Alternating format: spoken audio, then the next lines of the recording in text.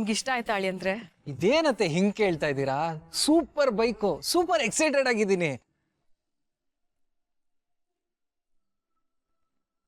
ಸಕ್ಕದಾಗಿದೆ. ಈ ತರ ಗಿಫ್ಟ್ನ ನಾನಂತೂ ಎಕ್ಸ್ಪೆಕ್ಟೇ ಮಾಡಿರ್ಲಿಲ್ಲ. Really very very very happy. ಹೌದು, ನನಗೆ ಸೂಪರ್ ಬೈಕ್ ಇಷ್ಟ ಅಂತ ನಿಮ್ಗೆ ಹೇಗೆ ಗೊತ್ತಾಯ್ತು? ನಾನೇ ಹೇಳಿದ್ದು. ನಿಮಗೆ ಕೊಟ್ರೆ ಒಳ್ಳೆ ಬೈಕೇ ಕೊಡಿ ಅಂತ. ನಿಮಗೆ ಬೈಕ್ ಅಂದ್ರೆ ಇಷ್ಟ ತಾನೆ, ಅದಕ್ಕೆ ಹೇಳಿದೆ. ಪರವಾಗಿಲ್ವೇ, ನನ್ನ ಇಷ್ಟ ಕಷ್ಟದ ಬಗ್ಗೆ ಈ ಮನೆಯಲ್ಲಿ ಎಲ್ರಿಗೂ ಗೊತ್ತಿದೆ ಅಂತ ಆಯ್ತು. ಯಾಕೆ ಗೊತ್ತಿರಲ್ಲ ಅಳಿ ಅಂದ್ರೆ? ನೀವು ನಮ್ಮ ಮನೆ ಮಗ ಇದ್ದ ಹಾಗೆ ಅಲ್ವಾ?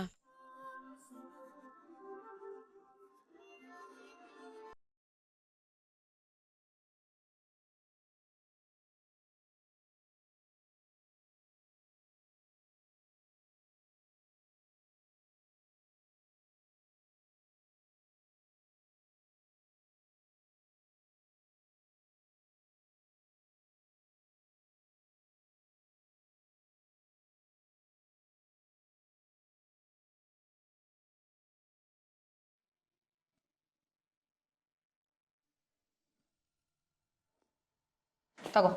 Ma'am please mom. ಆಗಲ್ಲ. Mom please mom. ನಾನು ಯಾವ ಥರ ಇಷ್ಟೊಂದು ಹಠ ಮಾಡಿದ್ದೀನಾ? ಇಲ್ಲ ತಾನೇ. ನನಗೆ ಆ ಕಾರ್ ತುಂಬ ಇಷ್ಟ ಆಗಿದೆ ಮಾಮ್. ನನಗದು ಬೇಕೇ ಬೇಕು. ಹೋಗೋ. ಪ್ರತಿ ಸತಿ ಈ ಥರ ಏನಾದರೂ ಒಂದು ಡ್ರಾಮಾ ಮಾಡಿ ನಿಂಗೆ ಬೇಕಾಗಿರೋದು ನೀ ತಗೋತೀಯ ಅಲ್ವಾ?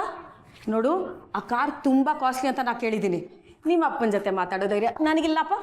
ನಿನಗೆ ಬೇಕಾದ್ರೆ ನೀನೇ ಕೇಳು. ಮಾಮ್, ಇದು ತಪ್ಪಲ್ವಾ? ಬೇರೆ ಟೈಮಲ್ಲಿ ಮಗ ಮಗ ಅಂತ ಹೇಳ್ತೀಯ. ಇಂಥದ್ದೇನಾರ ಬೇಕು ಅಂದಾಗ ನಿಂಗೆ ಮಗನ ಮೇಲೆ ಪ್ರೀತಿನೇ ಇರಲ್ಲ.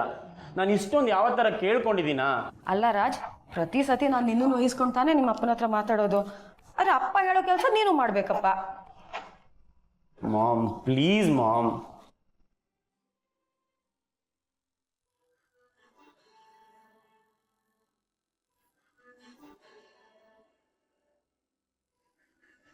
ಸರಿ, ಬೇಜಾರು ಮಾಡ್ಕೋಬೇಡ. ಇದೇ ಲಾಸ್ಟ್ ಟೈಮು ನಾನು ನಿಮ್ಮ ಅಪ್ಪನ ಹತ್ರ ಮಾತಾಡ್ತೀನಿ. Wow, super mom, thank you so much. Daddy ಹೇಳೋ ಕೆಲಸ ಎಲ್ಲಾನು ಮಾಡ್ತೀನಿ, ಆದರೆ ಆಫೀಸ್ಗೆ ಹೋಗೋದನ್ನು ಬಿಟ್ಟು.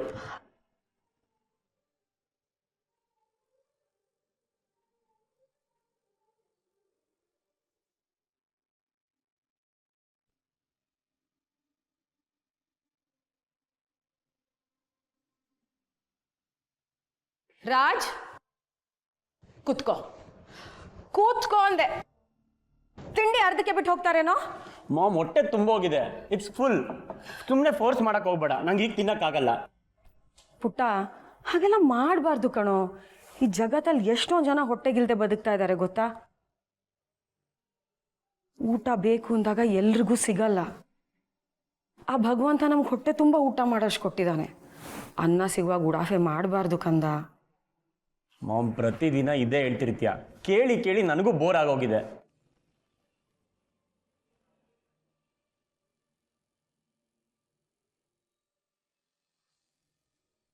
ಎಂಥ ಟೈಮಲ್ಲಿ ಆ ಮಾತು ಹೇಳಿದೆ ಮಾಮ್. ಇವತ್ತು ನೀನು ಹೇಳಿದ್ದು ನಿಜ ಆಗೋಯ್ತು. ಇವತ್ತು ಲಿಟ್ರಲಿ ಉಪವಾಸ ಅಂದರೆ ಏನು ಅನ್ನೋದು ಅರ್ಥ ಆಗಿದೆ. ನಡೆದು ನಡೆದು ಕಾಲೆಲ್ಲ ಬೊಬ್ಬೆ ಎದ್ದೋಯ್ತು.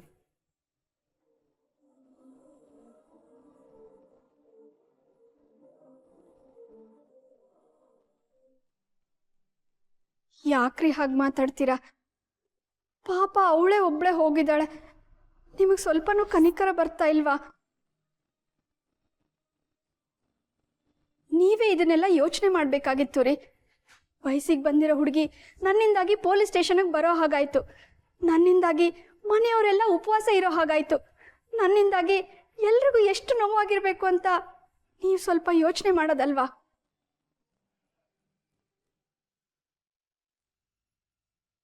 ಯಾವಾಗಲೂ ನಿಮ್ಮ ಮೂಗಿನ ನೇರಕ್ಕೆ ಯೋಚನೆ ಮಾಡಬೇಡ್ರಿ.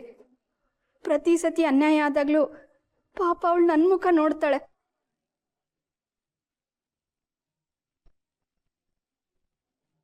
ನಿಮ್ಮದೇ ತಪ್ಪಿದ್ರು ನಾನು ಯಾವಾಗಲೂ ನಿಮ್ಮನ್ನೇ ವಹಿಸ್ಕೊಂಡು ಬಂದಿದ್ದೀನಿ. ಹಾಗೆ ನೋಡಿದ್ರೆ ಪೊಲೀಸ್ ಸ್ಟೇಷನ್ಗೆ ನಾನೇ ಬರಬೇಕಿತ್ತು. ಎಷ್ಟು ಜವಾಬ್ದಾರಿ ಆ ಹುಡುಗಿಗೆ. ಗಂಡು ಮಗನ ಥರ ನಾನೇ ಹೋಗಿ ಬಿಡಿಸ್ಕೊಂಡು ಬರ್ತೀನಿ ಅಂತ ಪೊಲೀಸ್ ಸ್ಟೇಷನ್ಗೆ ಒಬ್ಬಳೇ ಹೋಗಿ ನಿಮ್ಮನ್ನ ಬಿಡಿಸ್ಕೊಂಡು ಬಂದಿದ್ದಾಳೆ. ಕನಿಷ್ಠ ಒಂದು ಥ್ಯಾಂಕ್ಸ್ ಹೇಳ್ಬೋದಲ್ಲ, ಅದಂತೂ ನೀವು ಹೇಳಲ್ಲ. ಆದರೆ ಈ ಥರ ಅವಮಾನ ಮಾಡಬಾರ್ದಲ್ವ ರೀ?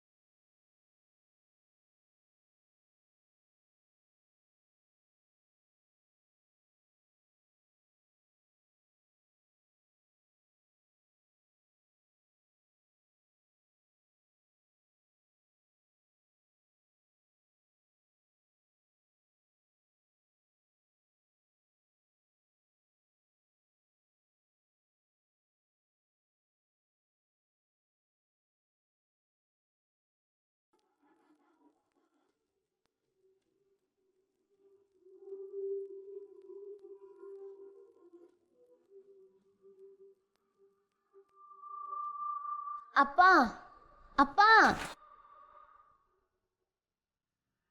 ಏನಾಯ್ತಪ್ಪ?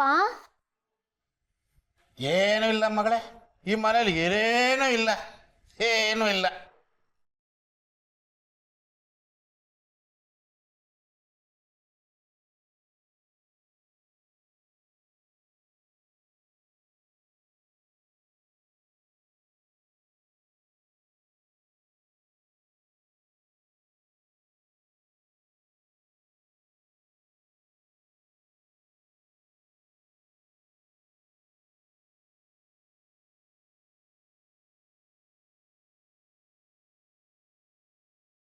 ಹಾಯ್, ಅದು ನಾ ಬರೋಷ್ಟಲ್ಲಿ ನೀವು ಹೊರಟ್ಬಿಟ್ರಿ.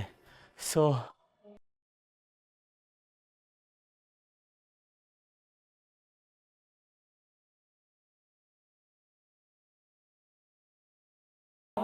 ಹಾಗಲ್ಲ ರೀ, ನೀವು ತಪ್ಪು ತಿಳ್ಕೊಂಡಿದ್ದೀರಾ. ಅದೇನಾಯಿತು ಅಂದರೆ ನಾನು ಹೋದ್ನಾ, ಅಲ್ಲೇ ವೆಯ್ಟ್ ಮಾಡ್ತಿದ್ನಾ, ಅಲ್ಲೇ ಕಾಯ್ತಿದ್ನಾ.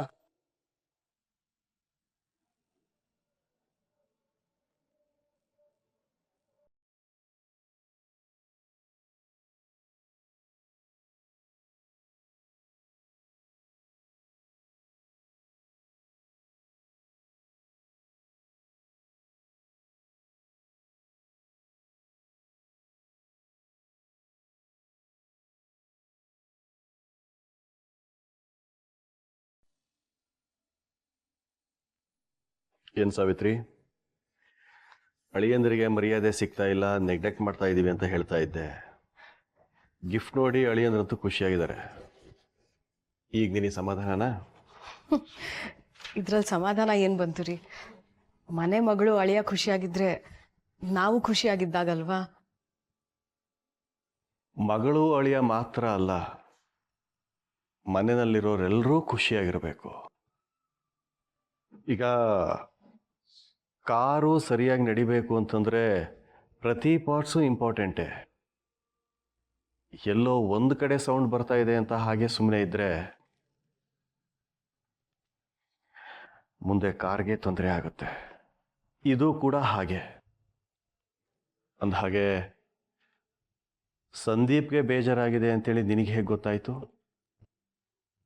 ಅಥವಾ ಯಾರು ಹೇಳಿದ್ರು ಅಂತ ನನಗೆ ಹೇಳಲೇ ಇಲ್ಲ ನೀನು? ರೀ, ಅದನ್ನೆಲ್ಲ ಯಾರು ಹೇಳ್ತಾರೆ? ನಾನು ಮನೇಲೇ ಇರ್ತೀನಲ್ವಾ, ಹಾಗೆ ಗೊತ್ತಾಯ್ತು.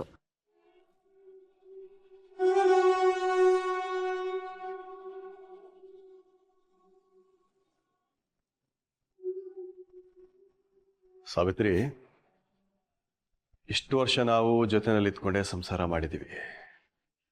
ನೀನು ಯಾವಾಗ ಸುಳ್ಳು ಹೇಳ್ತೀಯ, ಯಾವಾಗ ವಿಷಯಗಳನ್ನ ಮುಚ್ಚಿಡ್ತೀಯ ಅನ್ನೋದು ಚಿಟಿಕೆ ಹೊಡೆಯೋಷ್ಟಲ್ಲಿ ಗೊತ್ತಾಗುತ್ತೆ ನನಗೆ.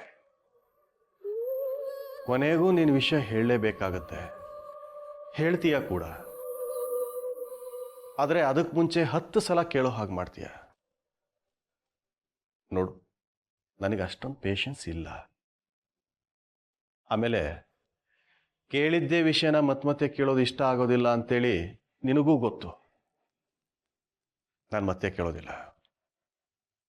ಏನಾಯ್ತು? ರೀ, ಅದು ಸಂದೀಪ್ ಮತ್ತೆ ಅಮಲನ್ ಮಧ್ಯೆ ಅದೇನು ಜಗಳ ಆಯ್ತು ಏನೋ, ನನಗೆ ಗೊತ್ತಿಲ್ಲ, ನಾನು ಕೇಳಕ್ಕೆ ಹೋಗಿಲ್ಲ ರೀ. ಆದರೆ ಆದರೆ ಅಮಲಾ ಕೋಪದಲ್ಲಿ ನಾನು ಸಂದೀಪಿಂದ ಡೈವೋರ್ಸ್ ತಗೊಳ್ತೀನಿ ಅಂತ ಹೇಳಿದ್ಲು.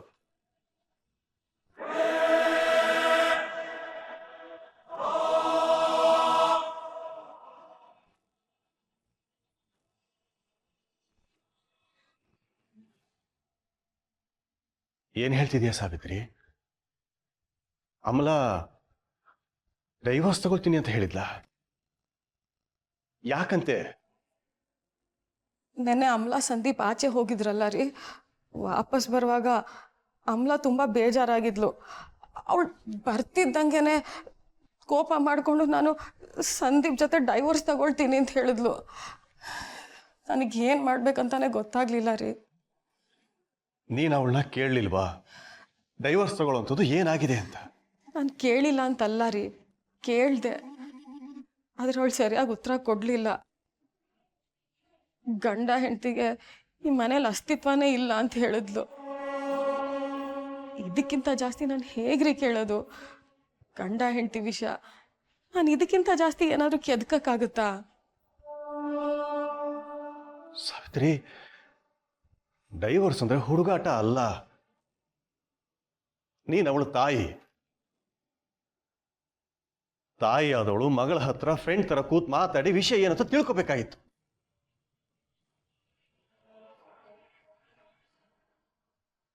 ಕೇಳ್ದೆ ನೀನು ಅವಳನ್ನ? ಅವಳು ಬೇಜಾರು ಮಾಡಿಕೊಂಡು ಈ ಮನೇಲಿ ನಮಗೆ ಅಸ್ತಿತ್ವನೇ ಇಲ್ಲ ಅಂತ ಹೇಳಿ ರೂಮಿಗೆ ಸೇರ್ಕೊಂಡ್ಲು ರೀ. ನನಗೇನು ಕೇಳಬೇಕು, ಏನು ಮಾಡಬೇಕು ಅಂತ ಗೊತ್ತಾಗಿಲ್ಲ ರೀ. ನೋಡಿ, ಮತ್ತೇನು ಆಗಿರಲ್ಲ, ನೀವೇನು ತಲೆ ಕೆಡಿಸ್ಕೋಬೇಡಿ. ಅಳಿಯಂದ್ರಿಗೆ ಈ ಮನೇಲಿ ಸರಿಯಾಗಿ ಗೌರವ ಸಿಗ್ತಾ ಇಲ್ಲ ಅಂತ ಅವರಿಬ್ಬರ ಮಧ್ಯೆ ಏನಾದರೂ ಮನಸ್ತಾಪ ಆಗಿರುತ್ತೆ. ಅದಕ್ಕೆ ರೀ ನಾನು ನಿಮ್ಮ ಹತ್ರ ಬಂದು ಅವ್ರಿಗೇನಾದರೂ ಗಿಫ್ಟ್ ಕೊಡೋಣ ಅಂತ ಹೇಳಿದ್ದು. ಈಗ ಆ ಬೈಕ್ ಗಿಫ್ಟ್ ಕೊಟ್ಮೇಲೆ ಅವರಿಬ್ರು ಖುಷಿಯಾಗಿದ್ದಾರೆ ಅಂತ ಅನ್ಸುತ್ತೆ. ವಿಷಯ ಅಷ್ಟೇ ಬಿಡ್ರಿ. ಗಿಫ್ಟ್ ಕೊಟ್ಟು ಸಂಬಂಧಗಳನ್ನ ಸರಿ ಮಾಡೋದಕ್ಕಾಗೋದಿಲ್ಲ ಸಾವಿತ್ರಿ. ಅಲ್ಲ, ಗಿಫ್ಟ್ ಕೊಟ್ಟ ಮಾತ್ರಕ್ಕೆ ಗೌರವ ಮರ್ಯಾದೆ ಎಲ್ಲ ಸಿಗುತ್ತೆ ಅಂತ ಯಾರು ಹೇಳಿದ್ದು ನಿನಗೆ ಅಷ್ಟಕ್ಕೂ?